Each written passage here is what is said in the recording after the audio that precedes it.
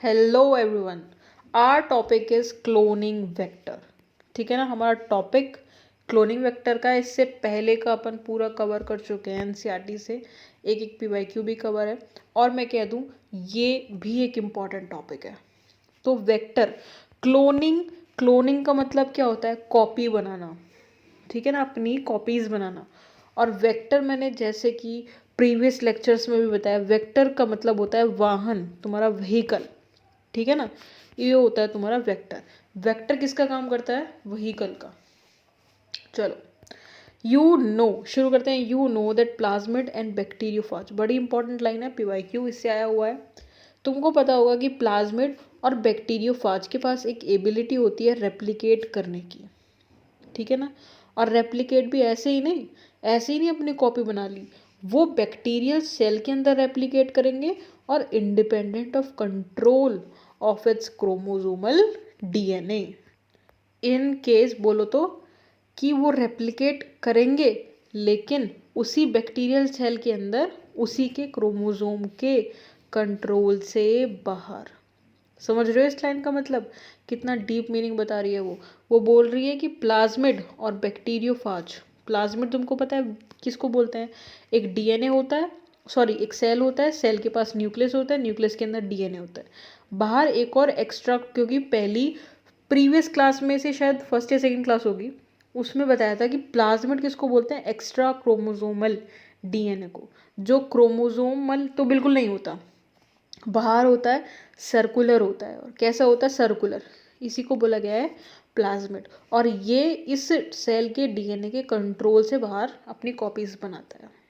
उसी केस में, उसी तरह बैक्टीरियोफाज किसको बोला गया है? एक वायरस है जो क्या करता है, बैक्टीरिया पर अटैक करेगा तुम्हारा, अपने डीएनए को सेल्स के अंदर जा डालेगा, और वो फिर तुम्हारा सेल्स के अपने डीएनए को, सॉरी फॉर माय वर्ड्स, अपने डीएनए को बैक्टीरिया सेल के अंदर डालेगा, और वो डीएनए फिर कॉपीज बनाएगा अपनी, वो कंट्रोल ले लेगा पूरे सेल से।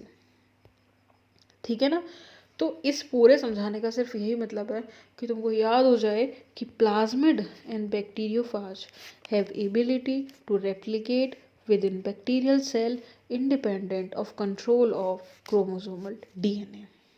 ठीक है, अब असर्शन रीजन में आ सकता है क्यों, है ना, क्यों इन दोनों के पास ही वो एबिलिटी है? तो वो बताते हैं कि bacteriophage because of their high number per cell, एक सेल के ऊपर काफ़ी सारे वायरसेस एक टाइम पर अटैक कर सकते हैं, फिर वो अपना डीएनए इंसर्ट करेंगे और वो डीएनए अपनी कॉपीज बनाएगा। समझ रहे हो? तो bacteriophage because of their high number per cell have very high copy number of their genome within the bacterial cell.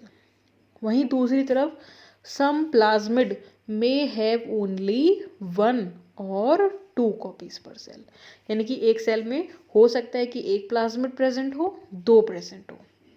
ठीक है ना, या तो उसकी एक होगी या दो कॉपीज प्रेजेंट होंगी। कुछ में क्या होगा, वेयर एज अदर में है 15 to 100 कॉपीज पर सेल, 15 से 100 कॉपीज एक सेल में हो सकती हैं। तो इसका आगे और क्या मतलब है, इसका और क्या कंटेक्स्ट निकल रहा है कि देर नंबर, ये देर बोल रहा है प्लाज्मिड के लिए कि इनका नंबर और ऊपर भी जा सकता है।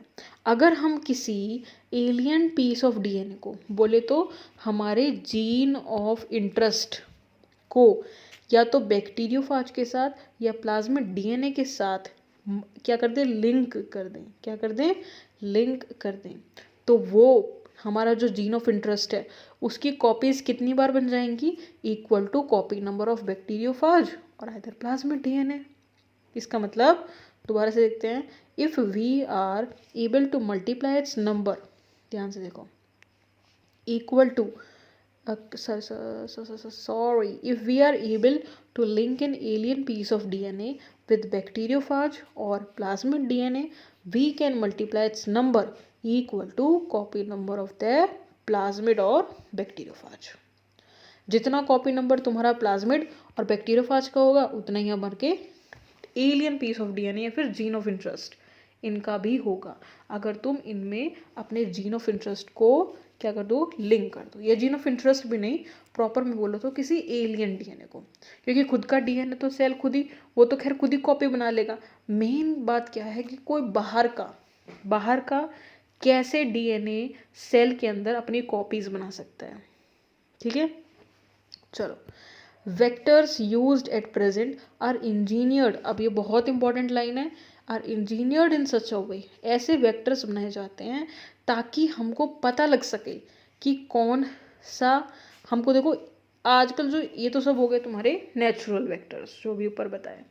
अब जो इंजीनियर जो क्या करते हैं, जो हम खुद इंजीनियर्ड करते हैं वेक्टर्स को, खुद ही क्या करते हैं, बनाते हैं उन वेक्टर्स को। हम ये चीज़ ध्यान में रख के बनाते हैं कि एक तो हमारा फॉरेन डीएनए इजीली लिंक हो जाए, उससे जुड़ जाए, दूसरा हमको सिलेक्शन में मदद हो।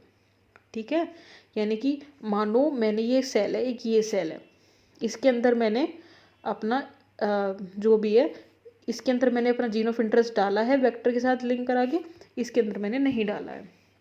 मुझे सेल तो बहुत छोटी चीज़ है ना, मुझे कैसे पता चलेगी, है ना, कुछ ऐसे एक्सपेरिमेंट तो करेंगे, ठीक है, लेकिन मुझे पता कैसे चलेगी कि ये वाला जो है मेरा, ये वो तो मेरा रिकॉम्बिनेंट बन चुका है, यानी कि इसमें तो मेरा जीन ऑफ इंटरेस्ट जा चुका है या एलियन डीएनए जा चुका है, लेकिन इसके अंदर मेरा नहीं गया है। तो उसी के लिए vectors are used at present are engineered in such a way कि ताकि इजी लिंकिंग हो जाए फॉरेन डीएनए की, और सिलेक्शन यानी कि हमको पहचानने में इजी हो of recombinant from non recombinant. Recombinant non recombinant क्या होता है, वेट बताएंगे बहुत डिटेल में। ठीक है ना, let's move on to the next page. ये पूरा कंप्लीट हो गया तुम्हारा क्लोनिंग वेक्टर। ठीक है, अब इसके आगे की डिटेल ध्यान से देखो। The following are the features that are required to facilitate cloning into a vector. ठीक है, ये कुछ फीचर्स हैं जो होने चाहिए। पहला है तुम्हारा ORI, ओरिजिन ऑफ रेप्लिकेशन। जिस भी वेक्टर को तुम यूज़ कर रहे हो उनमें ये सारे फीचर्स प्रेजेंट होने चाहिए, तभी उसको एक अच्छा वेक्टर मानेंगे अपन। तो सबसे पहला तो तुम्हारा ओरिजिन ऑफ रेप्लिकेशन है, फिर एक तुम्हारा है सिलेक्टेबल मार्कर उसके अंदर होना चाहिए, थर्ड है तुम्हारा क्लोनिंग साइट उसके पास होनी चाहिए, और क्लोनिंग साइट के अंदर एक टर्म्स भी हम समझेंगे, रिकॉग्निशन साइट। ये जो डायग्राम यहाँ पर दे रखा है ना, figure 9.4, it is one of the most important figure in the chapter biotechnology. Most important क्या, ओनली इंपॉर्टेंट फिगर मैं अगर बोलूँ तो। क्यों, इतनी बार इसके ऊपर सवाल आ चुके हैं, इतनी बार that I can't even tell you. ये तुम्हारा एक क्या है, देखो ध्यान से देखो, E coli cloning vector PBR322, ये तुम्हारा वेक्टर है PBR322, इंजीनियर्ड है, आर्टिफिशियल है, नेचुरल नहीं है। इसमें देखो ये जो तुमको दिखा रखे हैं ये क्या चीज़ है, ये तुम इनकी देखो प्रॉपर, इनका पूरा जो ये है ना कि कौन सी चीज़ कहाँ पर है, ये तक तुमको पता होना चाहिए अगर तुम एग्ज़ाम देने जा रहे हो तो। ये एम्फिसिलिन रेजिस्टेंट, ये AMPR का मतलब एम्फिसिलिन रेजिस्टेंट, TER का मतलब क्या होता है, एक तो तुम्हारा एम्फिसिलिन रेजिस्टेंस हो गया, दूसरा क्या हो जाएगा, सोचो, एग्ज़ाम बिल्कुल पास में है, and if you are not able to find the answer of this question I must say sorry. ठीक है ना, ये तुम्हारा ORI हो गया। ROP ये अलग चीज़ है, ये सिलेक्टेबल मार्कर नहीं है, ये दोनों तुम्हारे सिलेक्टेबल मार्कर्स हैं। ठीक है ना, ये तुम्हारे सिलेक्टेबल मार्कर्स हैं, ये तुम्हारा अलग चीज़ है, ये तुम्हारा ORI हो गया। अब एक बार थोड़ा डिटेल में डायग्राम, मेरे खुद का एक डायग्राम नोट्स की डायग्राम है, उससे एक बार समझने की कोशिश करते हैं कि what is the role of selectable markers basically, क्योंकि उनको समझने में बड़ा कन्फ्यूजन होती है। लेक जेड, लेक वो, ओपरेन जो भी है, उसको देखते हैं एक बार। ओके, तो देखो, selection of recombinant and transformant based on inactivation of antibiotic resistant gene. अभी पहले यहाँ तक देखेंगे, फिर लेगजेड जीन का भी देखेंगे। लेगजेड में कौन सा होता है, इंसर्शनल इनएक्टिवेशन। ठीक है, ये एक प्रॉपर डायग्राम से समझाने की कोशिश करी गई है। सबसे पहले देखो, ये तुम्हारा बीकर के अंदर क्या ले लिया, PBR322। ठीक है, PBR322 ले लिया। अच्छा, इससे पहले I think I need to explain the diagram also, है ना। Let's get back to the diagram. Okay, so we are here, ये हो गया तुम्हारा PBR322। यहाँ पर ज़रूरत पड़ेगी इसलिए वापस आए, ये जो चीज़ें दे रखी हैं, Pst 1, PVU1, Eco R1, CLA1, Hind third, Bam H1, Sal 1, PVU second, ये सब तुम्हारी क्या हैं? These all are cloning sites. What are they? Cloning sites. और क्लोनिंग साइट किसको बोलते हैं? कुछ नहीं, क्लोनिंग साइट कोई नई चीज़ नहीं है, पैलिंड्रोमिक सीक्वेंस ही है जो सिलेक्टेबल मार्कर के अंदर हो। ये जो तुम्हारा पिंक कलर से बैंड्स दिखा रखे हैं, that are your selectable markers. ठीक है, तो क्लोनिंग साइट्स इज नथिंग, वो क्या है? सिर्फ तुम्हारे पैलिंड्रोमिक सीक्वेंस है। पैलिंड्रोमिक सीक्वेंस में भी रिस्ट्रिक्शन साइट्स हैं जो मिनिमम तुम्हारा 4 to 8 न्यूक्लियोटाइड से मिलकर बने होंगे। तो palindromic sequence present with in selectable markers हैं तुम्हारे क्लोनिंग साइट्स। ठीक है, उसके बाद ये जो दे रखा है यहाँ पर, ये कौन से सिलेक्टेबल मार्कर्स है? पिंक बेंड से। जैसे ये तुम्हें दे रखा है इधर एम्फिसिलिन रेजिस्टेंस, और यहाँ पर ये क्या दे रखा है? याद आ गया हो तो याद आ गया हो, एनसीईआरटी में भी दे रखा है इसके बारे में, टेट्रासाइक्लिन रेजिस्टेंट। ये ओरिजिन ऑफ रेप्लिकेशन है and this one is your rop. ये रोप सिलेक्टेबल मार्कर नहीं है, डोंट गेट कंफ्यूज्ड। और एक अकेला पीवीयू सेकेंड, अलग से डिनोट कर लेना, पीवीयू सेकेंड अकेला ऐसा क्लोनिंग साइट है जो सिलेक्टेबल मार्कर के अंदर प्रेजेंट नहीं है। ठीक है ना, और यहाँ और किसके अंदर प्रेजेंट है? ROP के अंदर। और Eco R1, Cla and Hind third, ये भी तुम्हारे नॉट इन सिलेक्टेबल मार्कर, ये भी सिलेक्टेबल मार्कर के अंदर प्रेजेंट नहीं है। ठीक है ना, चलो एक बार और देखो, ये तुम्हारा क्या हो गया? सिलेक्टेबल मार्कर, ये क्लोनिंग साइट्स हो गई तुम्हारी, ये सारी क्लोनिंग साइट्स हैं। This one is your ORI। इनको याद करने की कोई ट्रिक है? क्योंकि ये याद रखना पड़ता है ऑफ कोर्स। तो तुम देखना कि जो सिलेक्टेबल मार्कर है ना, उनके अंदर सारे 1 1 1 1 वाले ही आ रहे होंगे। PST1, PVU1, balm H1, Sal 1, ये सारी रेस्ट्रिक्शन साइट को किससे एंड हो रही हैं? 1 से। ये सारी किसके अंदर आ रही है? सिलेक्टेबल मार्कर से। तो एक तो ऐसे पहचान सकते हैं, एक तुम और पहचान सकते हो कि PVU सेकेंड, इसको अलग से याद रख लेना, PVU सेकेंड ROP के अंदर प्रेजेंट है। ठीक है ना, और ये तुम ऐसे रख सकते हो, कैसे रखोगे? ये देखो, इको, क्ले और हिंद, तुम्हारे ये तीन अलग से किसी भी रिस्ट्रिक्शन, किसी भी सिलेक्टेबल मार्कर के अंदर प्रेजेंट नहीं है, ये बाहर है। ट्रिक वरी कब देखो, इनको क्या ही है, इतना देख लो, ये बहुत हेल्प कर सकती है कि फर्स्ट वाले सारे, मतलब फर्स्ट जो सिलेक्टेबल मार्कर हैं उनके अंदर कौन से हैं? सिर्फ फर्स्ट वाले हैं। ठीक है ना, तो एक बार रीडिंग भी लगा ले रहे हैं, थोड़ी सी रीडिंग लगा लेते हैं। चलो, ओरिजिन ऑफ रेप्लिकेशन किसे बोला है? This is the sequence from where replication start. ये तो पहले ही बता चुके हैं, ये वो सिक्वेंस है जहाँ से रेप्लिकेशन स्टार्ट होता है, and any piece of DNA when link to this sequence can be made to replicate within the host cell equal to the number of plasmid या बैक्टीरिया, जो भी जिसका भी तुम ले रहे हो। ठीक है ना, this sequence is also responsible for controlling the copy number, ये कॉपी नंबर्स को भी कंट्रोल करता है of the linked DNA. So if one want to recover many copies of the target DNA, it should be cloned in a vector whose ORI support high copy number. Statement wise questions आएंगे, कोई fill in the blanks true false kind of questions नहीं आएंगे इस वाले para से। ठीक है ना, let's move on to the selectable marker in addition to ORI. ये भी एक मेन फीचर होता है एक वेक्टर का। The vector requires a selectable marker. कैसे, इसकी क्या इंपॉर्टेंस है, वो अपन ने जो डायग्राम आगे बना रखी है ना, उनसे समझ आएगा अच्छे से। ठीक है, बाकी उन्होंने लिख भी रखा है कि which help in identifying and eliminating non transformant and selectively permitting the growth of transformant only. हमको ये मदद करता है। ट्रांसफॉर्मेंट तो यू नो ऑल, ट्रांसफॉर्मेंट क्या है? ट्रांसफॉर्मेशन जो करे, और ट्रांसफॉर्मेशन कौन करता है? जब रिकॉम्बिनेंट DNA तुम्हारा होस्ट के अंदर जाए, उस प्रोसेस को ट्रांसफॉर्मेशन बोलते हैं, और जिस होस्ट के अंदर जाता है वो क्या बन जाता है? तुम्हारा ट्रांसफॉर्मेंट। ठीक है ना, तो ध्यान से देखते हैं कहाँ पढ़ते हैं हम। हाँ, ये हमको मदद करता है आइडेंटिफाई करने में and eliminating non transformant from transformant. और सिर्फ ग्रोथ किसकी हो? ट्रांसफॉर्मेंट की। ट्रांसफॉर्मेशन एक प्रोसीजर है due to which a piece of DNA is introduced in a host. Transformation तो मैंने बता दिया ऑलरेडी कि ये एक प्रोसेस है जिससे तुम अपना जो भी DNA है, जीन ऑफ इंटरेस्ट है, उसको होस्ट के अंदर इंट्रोड्यूस कर सकते हो, ठीक है ना. You will study the process in subsequent section, वो तो we all know. Normally the genes encoding resistance to antibiotic, जो यहाँ पे बताया गया है कि जो मेन सिलेक्टेबल मार्कर्स हैं वो कौन से हैं मेनली, तुम्हारा एम्फिसिलिन हो गया, ठीक है ना, और कौन सा, टेट्रासाइक्लिन. अभी तो दोनों ये दे रखे हैं हमारे PBR 322 के अंदर, ठीक है ना. और कौन से भी हैं, क्लोरो एम्फिनिकॉल और कैनेम्सिन, ये भी यूजफुल सिलेक्टेबल मार्कर हैं ई कोलाई के लिए. The normal E. coli does not carry resistance against any of these antibiotics.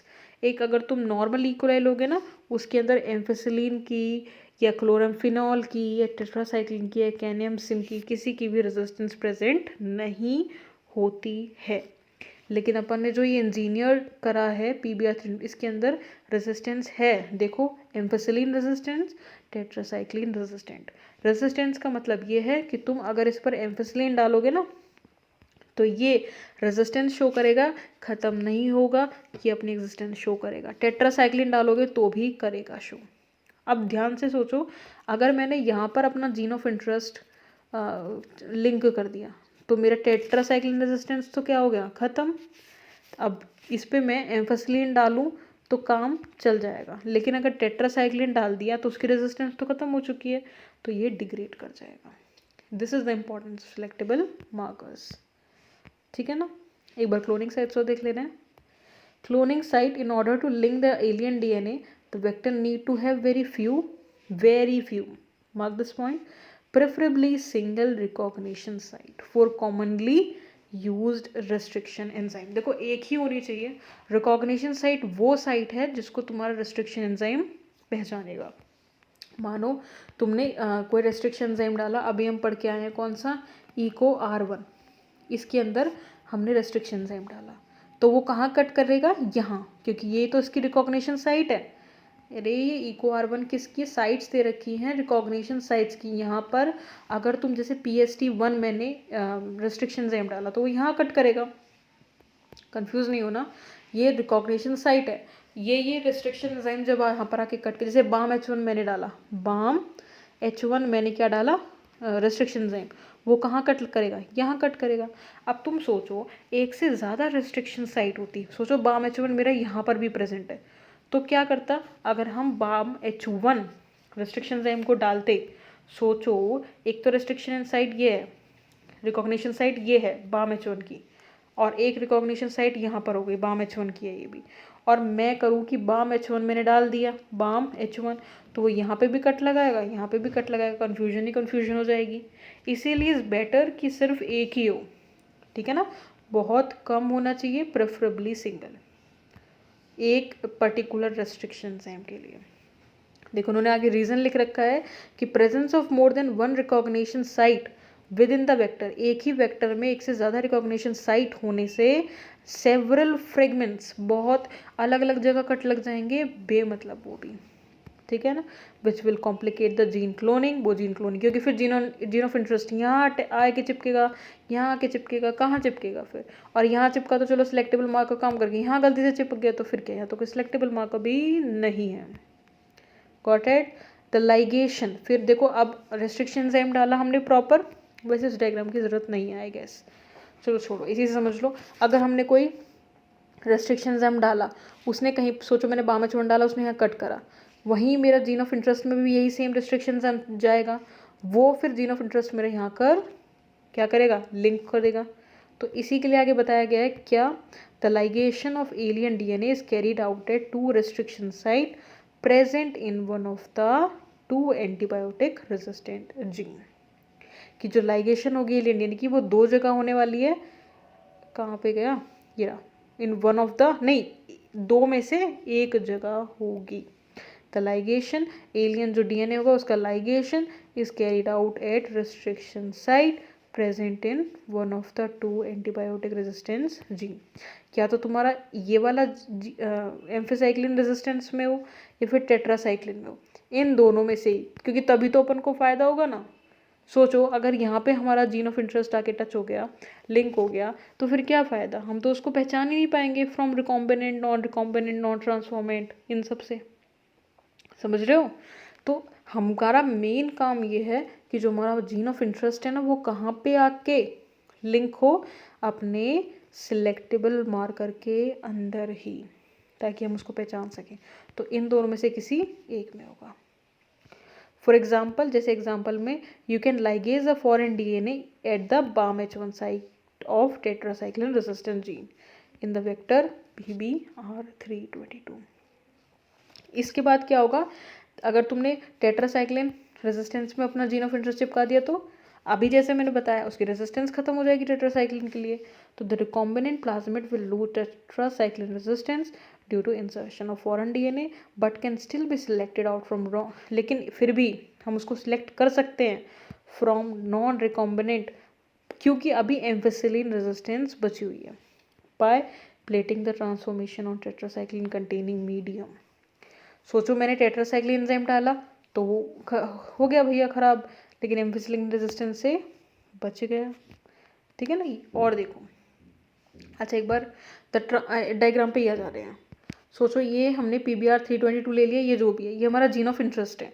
हमने कौन सा रिस्ट्रिक्शन एंजाइम लिया है, BAM-H1 लिया है, और कौन BAM-H1 कहाँ पर प्रेजेंट है, टेट्रासाइक्लिन रेजिस्टेंस पे।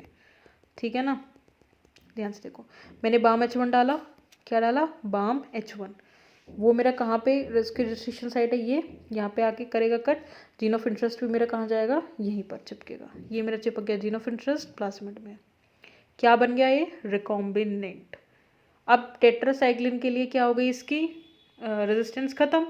इसको बोलते हैं इंसर्शनल इनएक्टिवेशन, कि इंसर्शन करने से क्या हो गया, इनएक्टिव हो गया। क्या इनएक्टिव हो गया, टेट्रासाइक्लिन के लिए रेजिस्टेंस।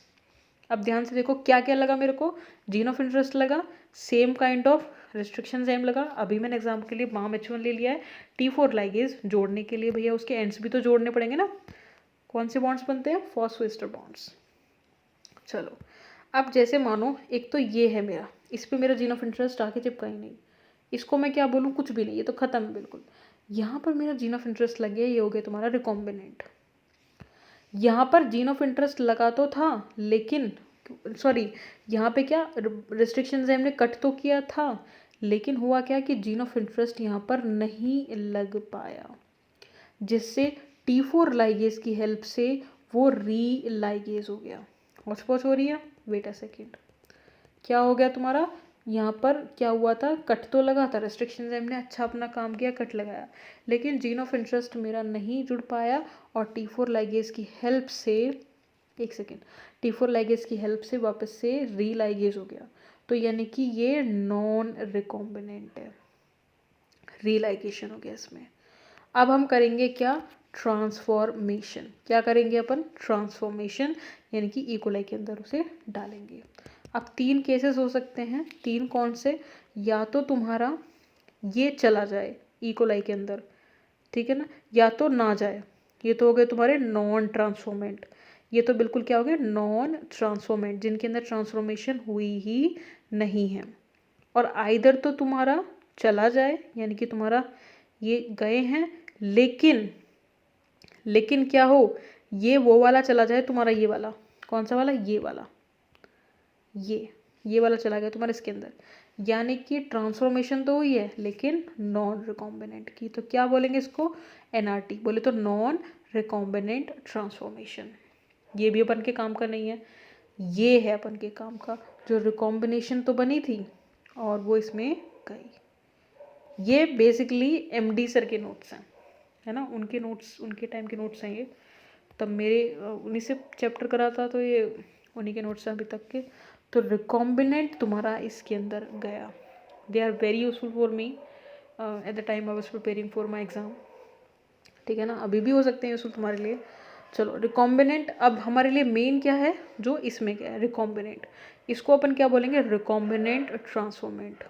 अब इसको डिस्टिंग्विश कैसे करेंगे, देखो अब मैंने मानो इसको 1 मान लिया है, तो नॉन ट्रांसफॉर्मेंट है, इसके अंदर किसी की रेजिस्टेंस प्रेजेंट नहीं है भैया, ना एम्फिसिलिन की ना टेट्रासाइक्लिन की, क्योंकि इसके अंदर तो प्लाज्मेट गया ही नहीं है। तो ये तो तुम अगर एम्फिसिलिन एंटीबायोटिक डालोगे ना उसमें भी ख़त्म, और अगर टेट्रासाइक्लिन एंटीबायोटिक डालोगे उसमें भी ख़त्म। ये तुम्हारा कौन सा है? 1 बोले तो नॉन ट्रांसफॉर्मेंट, बोले तो ये वाले। अब आ जाते हैं ये वाले हैं नॉन रिकॉम्बिनेंट ट्रांसफॉर्मेंट, ठीक है ना। इनके अंदर क्या है, रीलाइगेशन हो गई थी, तो इनके अंदर अभी भी टेट्रासाइक्लिन की रेजिस्टेंस जिंदा है। तो ये तुमको दोनों में दिखने वाले हैं, देखो ये इसमें भी तुम्हारी दिख रहा है, इसमें भी दिख रहा है, यानी कि non recombinant transformant is visible in both the antibiotic. एम्फिसिट कौन सा है ये? अरे हम तो वो नाम ही भूल गए इनका। टेट्रासाइक्लिन और एम्फिसिलिन दोनों की रेजिस्टेंस है, लेकिन इसमें देखो ये जो थर्ड वाला है इसकी टेट्रासाइक्लिन की रेजिस्टेंस तो अब गई, क्योंकि हमारा जो जीन ऑफ इंटरेस्ट था वो या एलियन डीएनए वो कहाँ पर लिंक हुआ है, टेट्रासाइक्लिन रेजिस्टेंस की पोजीशन पर, BAM-H1 की पर। और BAM-H1 रिकॉग्निशन साइट कहाँ पर प्रेजेंट थी, कौन से सिलेक्टेबल मार्कर के अंदर, टेट्रासाइक्लिन के अंदर। तो वो तुमको देखो टेट्रासाइक्लिन रेजिस्टेंस में टेट्रासाइक्लिन एंटीबायोटिक अगर हम डालेंगे उसमें तो ये ख़त्म है, क्योंकि उसकी रेजिस्टेंस तो ख़त्म हो चुकी है। क्यों? क्योंकि वो सिलेक्टेबल मार्कर अब रहा ही नहीं है। क्यों? क्योंकि उसके अंदर डीएनए लिंक हो गया एलियन। लेकिन कौन सा ये एम्फिसिलिन रेजिस्टेंस है वो अपन की भी जिंदा है, क्योंकि उसमें तो कोई चेंज हुआ ही नहीं है। BAM-H1 साइट कहाँ पर प्रेजेंट थी, टेट्रासाइक्लिन पे, है ना। तो एम्फिसिलिन में कोई चेंज नहीं है, इसलिए ये यहाँ पर दिख रहा है रिकॉम्बिनेंट ट्रांसफॉर्मेंट। समझ रहे हो? बिना एंटीबायोटिक के तो ये तीनों दिखेंगे, और एंटीबायोटिक में this is how it works, ठीक है ना। Let's come back to NCERT. अब शायद थोड़ा अच्छे से समझ आए, ध्यान से देखो। द ट्रांसफॉर्मेंट, एक second, the transformant growing on ampicillin containing medium, ampicillin containing medium पे अगर हम डालेंगे, are then transferred on a medium containing tetracycline. पहले एम्फिसिलिन पे डालो फिर टेट्रासाइक्लिन पे डालो। जो एम्फिसिलिन से बच के आए और टेट्रासाइक्लिन में ख़त्म हो जाए, तो इसका मतलब तुम्हारा टेट्रासाइक्लिन रेजिस्टेंस खत्म हो चुकी है, एम्फिसिलिन की बची हुई है, उससे हमें पता चल जाती है, ठीक है ना। तो the recombinant will grow and ampicillin, recombinant जो है तुम्हारा बेसिकली रिकॉम्बिनेंट ट्रांसफॉर्मेंट, वो एम्फिसिलिन रेजिस्टेंस में तो शो करेगा, will grow, but not on that containing tetracycline, ठीक है ना। टेट्रासाइक्लिन नहीं कर पाएगा ग्रो, बट नॉन रिकॉम्बिनेंट, लेकिन कुछ जो नॉन रिकॉम्बिनेंट होंगे, बोले तो जिनका क्या हो गया है, उनके अंदर गया ही नहीं है vector, will grow on medium containing both the antibiotics, ठीक है ना। इन द केस, इस केस में one antibiotic resistance gene help in selecting the transformant, where other antibiotic resistance gene get inactivated due to insertion of alien DNA and help in selection of recombinant, इसी को बोलते हैं insertional inactivation. तो ये complete हुआ। आगे का para we will cover in next lecture, because it's already बहुत लंबा लेक्चर, ठीक है ना, बहुत लंबा लेक्चर हो गया ऑलरेडी। सो मिलते हैं नेक्स्ट लेक्चर में, till then keep studying, bye bye.